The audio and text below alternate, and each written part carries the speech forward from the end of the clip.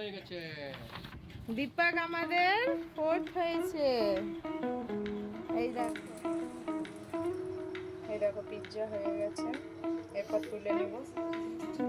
কেমন হয়েছে?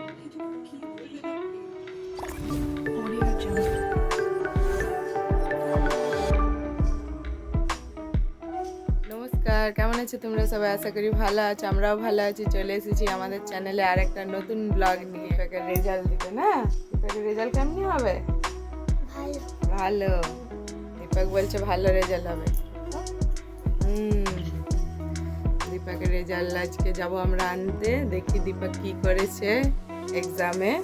না, দীপকের নতুন বই দিবে আজকে, তোমাদেরকে দেখাবো দীপক কি করেছে। না রেজাল্ট ঠিক আছে?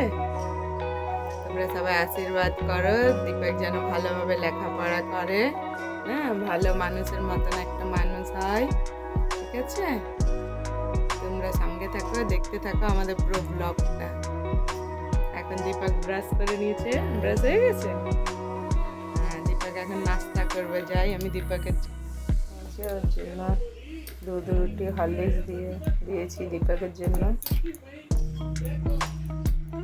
দুই ছেলে মুখ ধুয়ে চলে এসেছে, ওদেরকে দুধ রুটি দিয়ে আমি সকাল সকাল দুধ রুটি খাচ্ছে হরলিক্স দিয়ে। এরপর তৈরি হয়ে নিব, দীপকের স্কুল যাব। তৈরি হয়ে গেছি, এরপর যাচ্ছি দীপকের স্কুল, রেজাল্টটা নিয়ে আসি। চলে এসেছি দীপকের স্কুল থেকে রেজাল্ট নিয়ে। ওর মুখটা কেমনি আছে দেখতে পাচ্ছ, কেন কি ও আগে বা সেকেন্ড হয়েছিল, এবার ফোর্থ হয়ে গেছে 2-1 নম্বরের জন্য, কোনো ব্যাপার নেই। দেখো কত বই এনেছে দীপক, নতুন বুকগুলো একেবারে নিয়ে এসেছি বুকগুলো। ক্লাস 2 এ উঠলো এবার দীপক, তাই ওর অনেক আস্তে আস্তে পড়াশোনার চাপও বেড়ে যাচ্ছে ওর অনেক। সব বুকগুলোকে এখন দেখছে। ছোট ছেলেরও কালকে রেজাল্ট দিবে, ওরও কালকে বই আনতে হবে। এখন নতুন বই এনে মলাট করে ভালো করে সব রেডি করে দিতে হবে। 1 তারিখ থেকে ওদের স্কুল খুলে যাবে। পরীক্ষাতে ভালো নম্বর এনেছে, তো আমিও ওদেরকে বলেছিলাম পরীক্ষাতে ভালো নম্বর আনবি, তো যেটা খাবি আমি খাওয়াবো। তো তার জন্য ওর বাবা কোল্ড ড্রিঙ্কস এনে ওদেরকে এখন খাওয়াচ্ছে। কোল্ড ড্রিঙ্কস, চকলেট, আইসক্রিম এগুলো পেলে ওরা খুবই খুশি হয়ে যায়। তো আজকে ছোটোখাটো ওরা যা বলবে করতে, তাই করতে হবে আমাকে।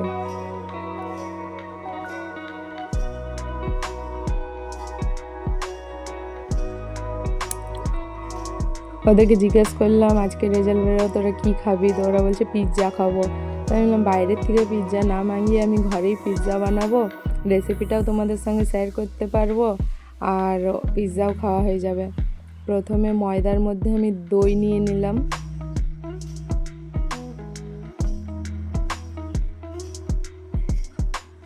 এরপরে দইয়ের মধ্যে নিয়ে নেব বেকিং পাউডার আর 1 চামচ বেকিং সোডা, অল্প নুন দিয়ে দইটাকে ভালো করে মিক্স করে 5 মিনিট রেখে দিতে হবে।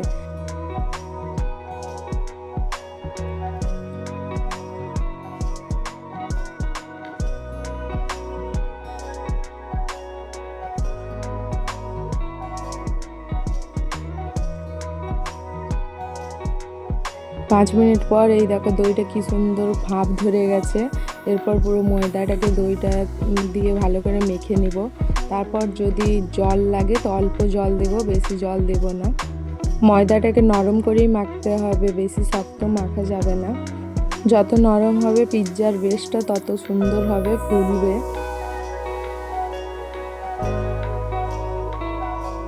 এই দেখো আমি কত নরমভাবে ময়দাটাকে মাখছি, ভালো করে ময়দাটাকে মাখতে হবে।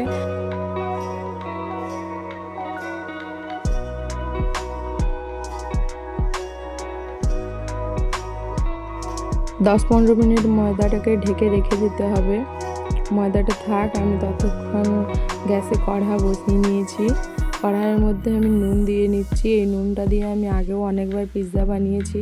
ঠান্ডা হয়ে যাওয়ার পরে আমি ডাব্বাতে ভরে রেখে দিই।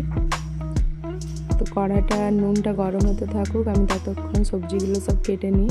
পিৎজা বানাবার জন্য এই যে এখানে পেঁয়াজ কুচি নিয়ে নিয়েছি, টমেটো কুচি, ক্যাপসিকাম, শিমলা মরিচ, এতটা বাটার, আর এখানে আছে সেজওয়ান চাটনি নিয়েছি, আর এটা আছে বো চিজ,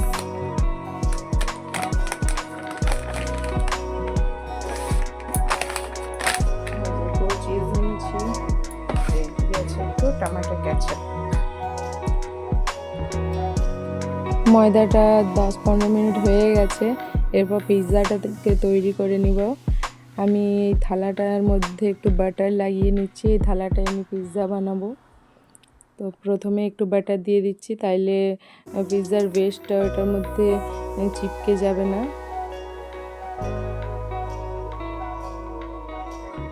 ময়দাটা নিয়ে হাত দিয়ে এইভাবে পিৎজার বেসটা বানিয়ে নিচ্ছি।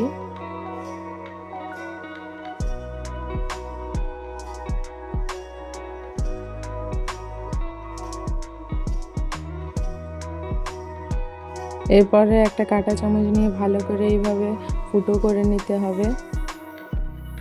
প্রথমে উপরে আমি একটু বাটার লাগিয়ে নিচ্ছি,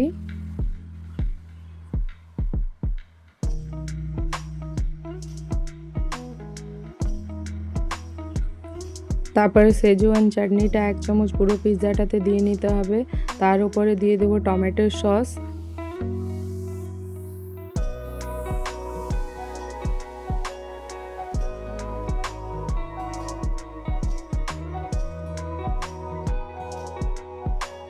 উপর থেকে একটু চিজ ছড়িয়ে দিয়ে তারপর সবজিগুলো সব সাজিয়ে নিতে হবে। আমি এখানে বাড়িতে যা যা ছিল সেই সবজিগুলো ব্যবহার করেছি, যেমনি পেঁয়াজ, শিমলা মির্চ, টমেটোর। অনেকজন এটাতে কর্ন দেই, কর্ন তো বাড়িতে ছিল না। আমি ভেজ পিৎজা বানাচ্ছি, তার জন্য আমি অন্য কিছু আর দিইনি।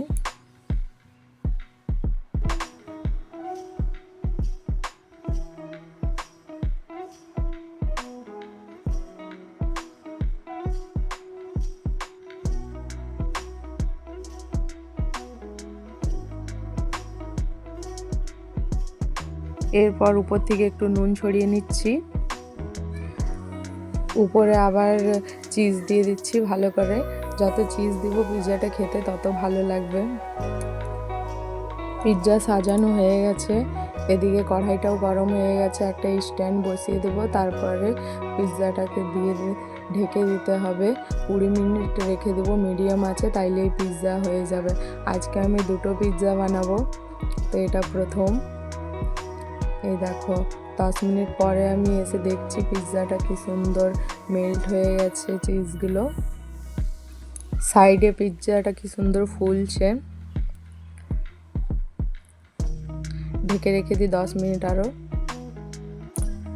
পিৎজা হয়ে গেছে। এরপর খাওয়ার সময় উপর থেকে একটু অরিগানো আর একটু চিলি ফ্লেক্স ছড়িয়ে নিলেই হয়ে যাবে। চলো ওদেরকে দিয়ে আসি, ওরা সবাই অপেক্ষা করছে। এই দেখো সব পিৎজা খাওয়ার জন্য বসেছিল, উপর থেকে একটু চিলি ফ্লেক্স ছড়িয়ে নিচ্ছে। জিজ্ঞাসা করি খাওয়ার পরে কেমন হয়েছে। খেয়ে খুব ভালো লেগেছে, সবাই বলছে খুব ভালো হয়েছে। তোমরাও এইভাবে বানিয়ে খেতে পারো পিৎজা, খুবই সহজভাবে। কড়াইয়ে ওভেনের কোনো দরকার নেই কড়াইয়ের মধ্যে। চলো ওরা পিৎজা খাক। আজকে ব্লগটা কেমন লাগলো দেখতে কমেন্ট করে অবশ্যই জানাবে। ভালো লাগলে একটা লাইক করে দেবে। আবার আসবে একটা নতুন ব্লগ নিয়ে। Tata, bye bye. ইয়াম্মি লাগছে, টেস্টি বলো, মুখে বলো কেমন লাগছে। ইয়াম্মি লাগছে।